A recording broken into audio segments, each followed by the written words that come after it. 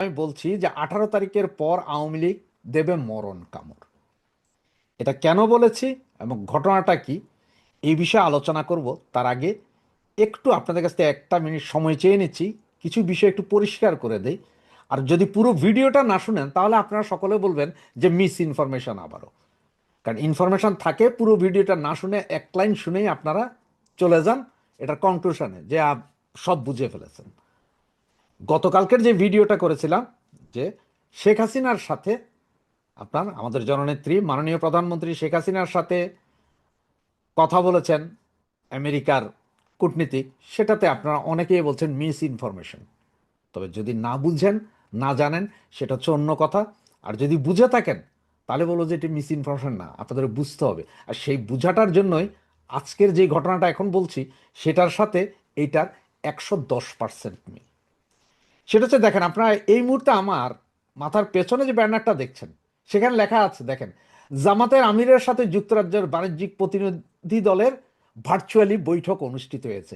এবং সেম বৈঠক অনুষ্ঠিত হয়েছে আবার তারেক জিয়ার সাথেও। এবং সেম অবস্থায় আবার ডাক্তার ইউনূসের সাথে তো গত মঙ্গলবারই বৈঠক হয়েছে, অনেক কিছুই বলেছে। তাই জামাতের যে Facebook page, official Facebook page Shafiqur রহমানের, তার ফেসবুক পেজ থেকেই নেওয়া একটা জিনিস দেখেন, যুক্তরাষ্ট্রের বাণিজ্যিক প্রতিনিধি দল জেমিসন গিয়ারের সাথে জামাত ইসলামের আমির ডাক্তার শফিকুর রহমানের সঙ্গে ভার্চুয়ালি বৈঠক অনুষ্ঠিত হয়েছে শুক্রবার, মানে আজকে দুপুরে। জামাতের ভেরিফাইড ফেসবুক পেজের এক পোস্টে বিষয়টি জানানো হয়েছে। বৈঠকে বাংলাদেশ ও যুক্তরাষ্ট্রের দ্বিপাক্ষিক বাণিজ্য, পারস্পরিক শুল্ক হার, ভবিষ্যৎ অর্থনৈতিক সহযোগিতা নিয়ে বিস্তারিত আলোচনা হয়। পোস্টে বলা হয়, বাংলাদেশ জামায়াত ইসলামের আমির ডাক্তার শফিকুর রহমান যুক্তরাষ্ট্রের বাণিজ্যিক প্রতিনিধি ইউএস ট্রেড রিপ্রেজেন্টেটিভ রাষ্ট্রদূত জেমিসন গিয়ারের সঙ্গে ভার্চুয়াল বৈঠকে মিলিত হন। বৈঠকে আরও উপস্থিত ছিলেন দক্ষিণ ও মধ্য এশিয়া বিষয়ক সহকারী মার্কিন বাণিজ্য প্রতিনিধি বোল্ডান লিঞ্চ, দক্ষিণ ও মধ্য এশিয়া বিষয়ক পরিচালক এমিলি এসবি এবং বাংলাদেশ জামাত ইসলামের যুক্তরাষ্ট্রের মুখপাত্র প্রফেসর ডাক্তার মোহাম্মদ নকিবুর রহমান। তো ডাক্তার মোহাম্মদ নকিবুর রহমানকে নেওয়ার কারণটা কি?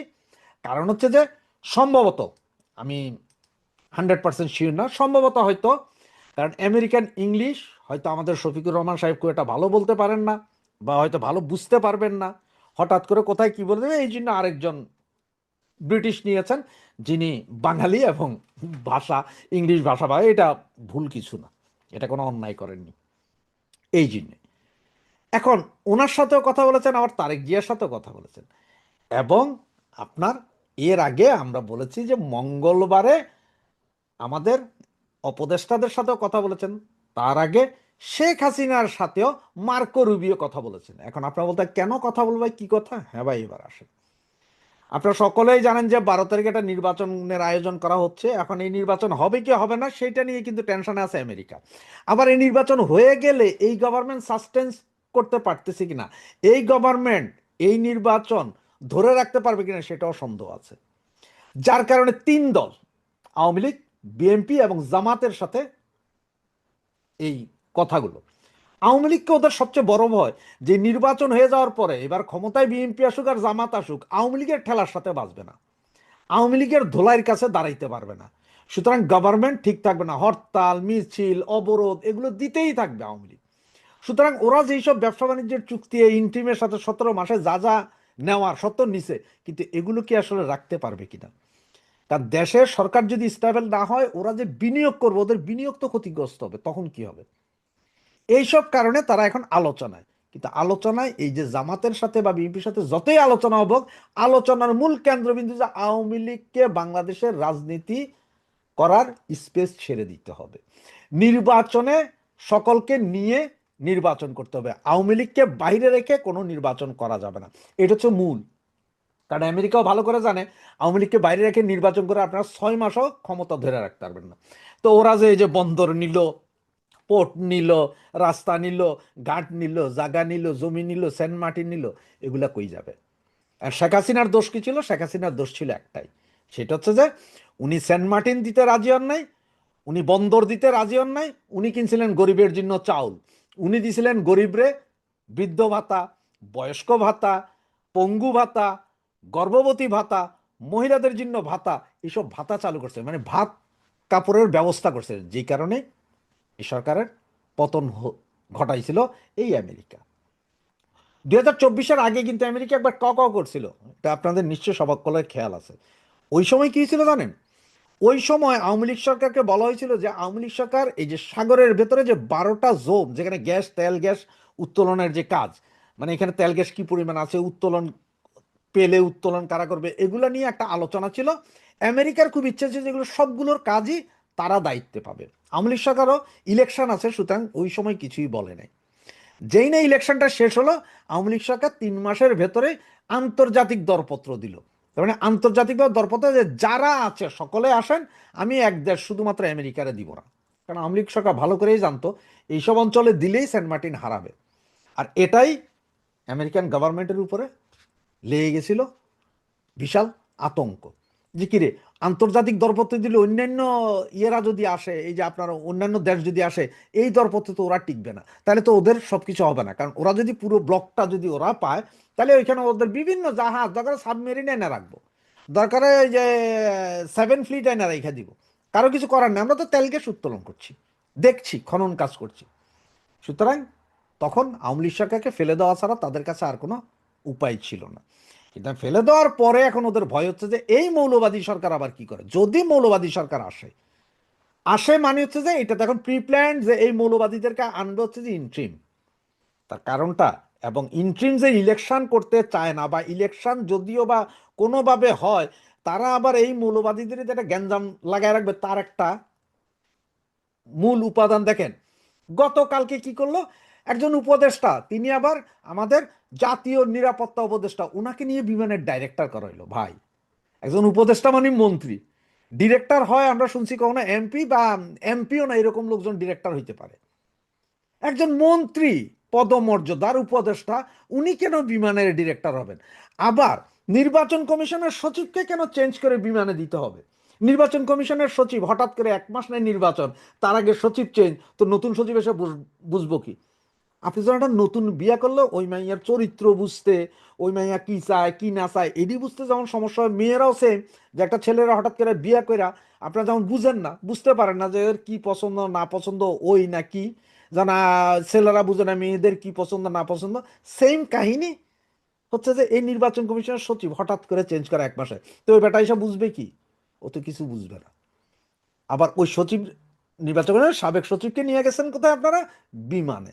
আবার জাতীয় নিরাপত্তা উপদেষ্টাকে বিমানের, বাংলাদেশ বিমানের ডিরেক্টর করেছেন কেন ভাই?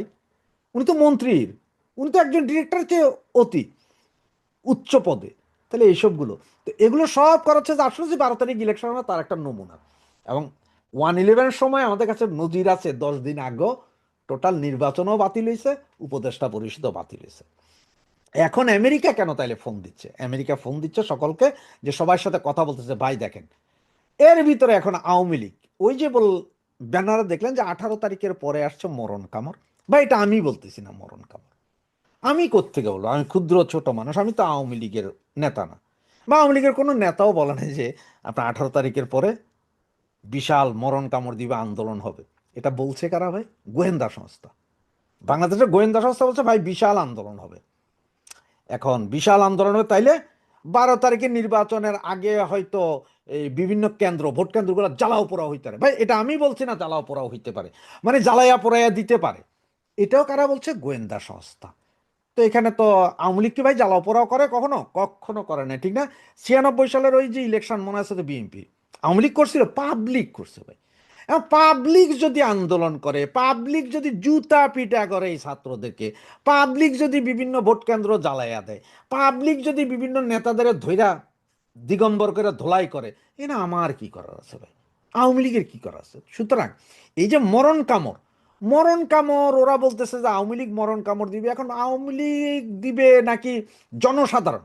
আসলে জনসাধারণ বলতে ওরা ভয় পায়, কারণ জনসাধারণের 90% এখন আওয়ামী লীগ। যেই বেটা এর আগে আওয়ামী লীগ করতো না, সেও কয় যখন আওয়ামী লীগ ভালো। যেসব মহিলাগুলো আগে বলতো না, আগে বলতো যে আওয়ামী লীগ খারাপ, তারাও এখন কয় যে আওয়ামী লীগ ভালো।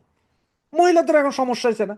এই যে হাইকোর্ট রায় দিয়ে দিল ভাই, দুই বিয়া, মানে প্রথম বউয়ের অনুমতি লাগবে না, দ্বিতীয় বিয়ে করতে, আবার তৃতীয় বিয়ে করলে দ্বিতীয়টা তো প্রথম হয়ে যায়, সেটারও অনুমতি লাগবে না। তো মহিলারা এখন চিন্তা করতে, আয় হায়, আগে পাইতাম না, আগে যাও একটা ভাতার পাইতাম, এখন তো দেখি লাঙ্গের আশা করে ভাতারও গায়েব। মহিলারও এখন বিরোধী। আবার যদি সরিয়া আইন হয়, বেত্রাঘাত পাছার উপরে যদি চলে দোররা, তাহলে তো আবার সমস্যা না। তো এই সব কিছু মিলে পাবলিক খেপে পারেছে, পাবলিক খেপায়, পাবলিক আসলে মূলত হচ্ছে যে পাবলিক, এরা বুঝতেছে পাবলিক হয়তো 18 তারিখের পরে বিভিন্ন জায়গায় নেমে যাবে। ওই যে যেমন আগস্টের, জুলাই আগস্টে যেরকম পাবলিক নাকি বিভিন্ন জায়গায় জ্বালাই দিছিল, উল্টাই দিছিল, সেরকম হয়তো পাবলিক আবার জ্বালাই দিতে পারে, উল্টাই দিতে পারে, ঝুলাই দিতে পারে। এই কারণে এখন বলতেছে যে আওয়ামী লীগ, আওয়ামী লীগ করবে। কারো তো নাম দিতে হবে, এটা তো যদি বলে যে পাবলিক, তার একটা শরমের বিষয় না ভাই? তো সেটা আমি বলছি না, গোয়েন্দা সংস্থা বলছে যে আওয়ামী লীগ মরণ কামড় দিবে, ইলেকশন তো টোটালি ভন্ডুল হয়ে যাবে। এমনও হইতে পারে যে এই ফেব্রুয়ারির 10 তারিখ থেকে 12 তারিখের ভিতরে যত ক্যাম্প আছে সব হাওয়া হয়ে যেতে পারে। তো এগুলো সব পাবলিক হয়তো করতে পারে, এটা আওয়ামী লীগ করবে না, পাবলিক করবে। কারণ পাবলিক মানেই এখন কিন্তু সব আওয়ামী লীগ, এটা তো মানেন যে যে কোনো পাবলিক মানেই আওয়ামী লীগ। আর জামাত বিএনপি তো আলাদা। জামাত বিএনপি গুলো জামাত বিএনপি, আর পাবলিক আম জনতা যেটা বলেন সেটা হচ্ছে আওয়ামী লীগ। সুতরাং আসতে পারে নাকি 18 তারিখের পরে বিশাল আন্দোলন, দিতে পারে মরণ কামড়।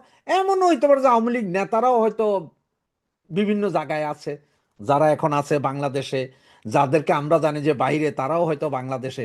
সবকিছু মিলাইয়া একটা বজগট অবস্থায়। তবে আমেরিকার ভয় হয়েছে যে আওয়ামী লীগরে বাহিরে রাখে নির্বাচন করে ফয়দা হবে না, 6 মাসও টিকবেন না। সুতরাং আবারও বলি আপনাদেরকে, নো ভোট, নো ভোট।